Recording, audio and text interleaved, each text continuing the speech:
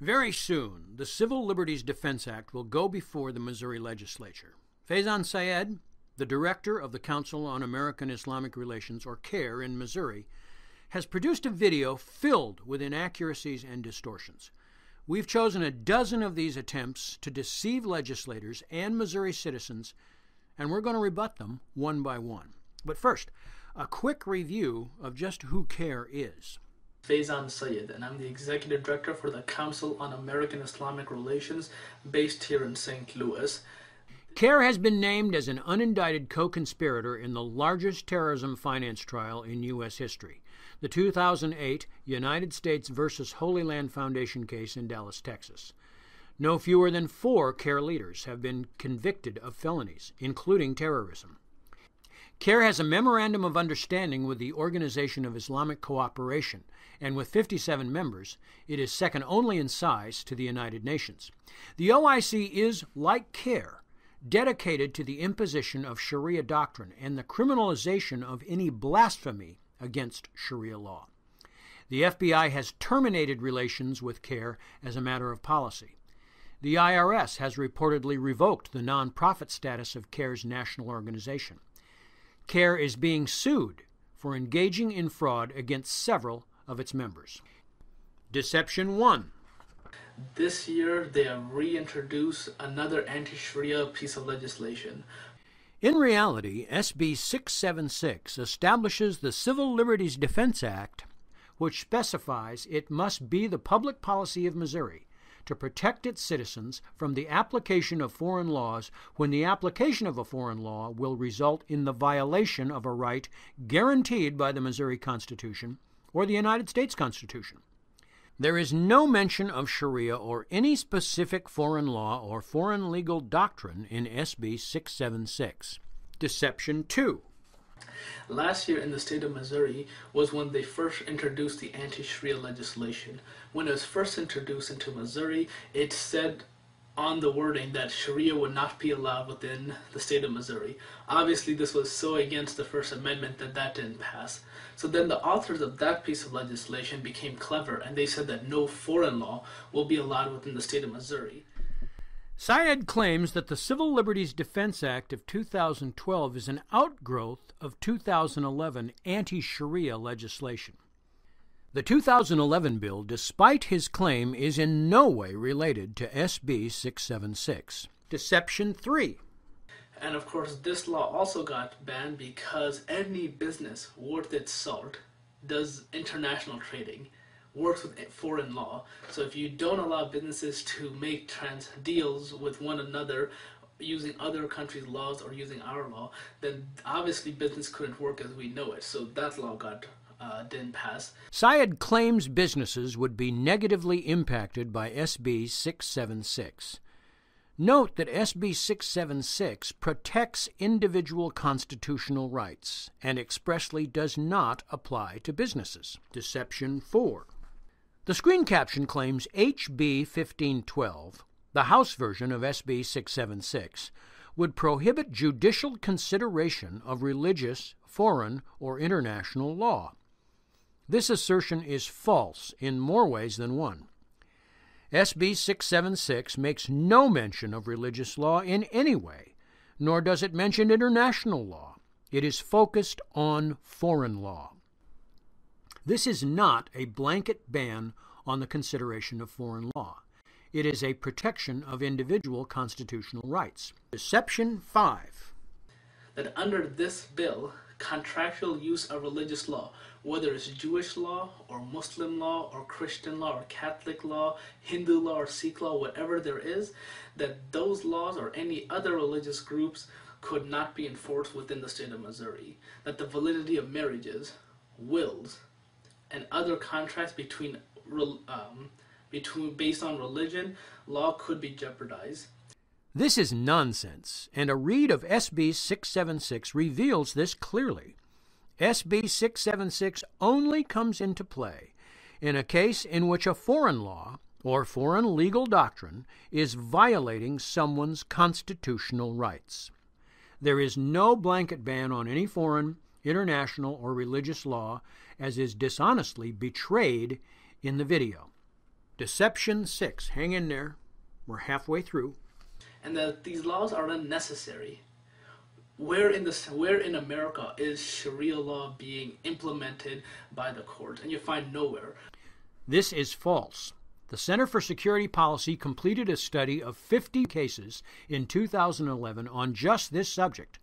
The report evaluates 50 appellate court cases from 23 states that involve conflicts between Sharia or Islamic law and American state law. The study's findings suggest that Sharia law has entered into state court decisions in conflict with the Constitution and state public policy. Some commentators have said there are no more than 1 or 2 cases of Sharia law in the United States state court cases. The Center for Security Policy found 50 significant cases just from the small sample of appellate published cases. Others have asserted with certainty that state court judges will always reject any foreign law, including Sharia law, when it conflicts with the Constitution or state public policy.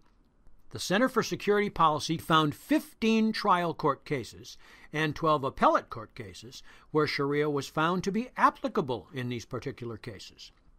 The facts are the facts. Some judges are making decisions deferring to Sharia law even when those decisions conflict with constitutional protections. The report can be viewed in its entirety at ShariaInAmericanCourts.com.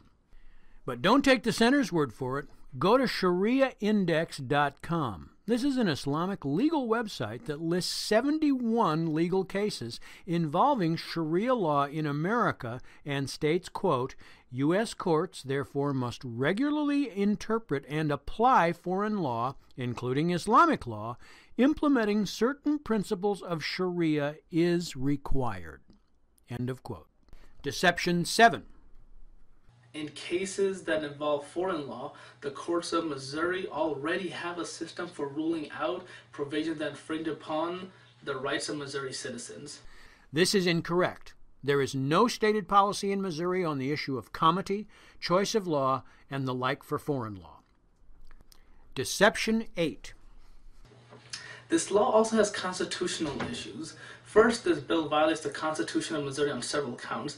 A, separation of powers, that the legislative branch, the one who writes laws, cannot tell the judicial branch, the judges and the courts, which laws they may or may not consider. Right? There's a separation of power. So the legislative branch cannot tell the judicial branch what laws they can or cannot consider. Quite the contrary. It is the proper role of the legislative branch of the government to make law. The judicial branch is tasked with interpreting law.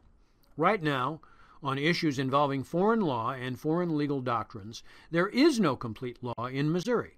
Judges are currently put in a position of having to, quote-unquote, make law. This is unsatisfactory, and it is high time the Missouri legislature weighs in. Deception 9.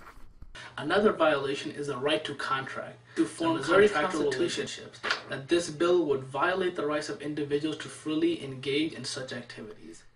The Civil Rights Defense Act expressly recognizes the right to contract in its text.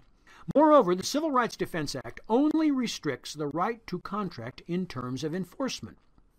Theoretically, people can contract for whatever they want to on whatever terms. Obviously, the only time the state gets involved with regard to policy is when there is a dispute and the parties go to the courts to resolve and enforce.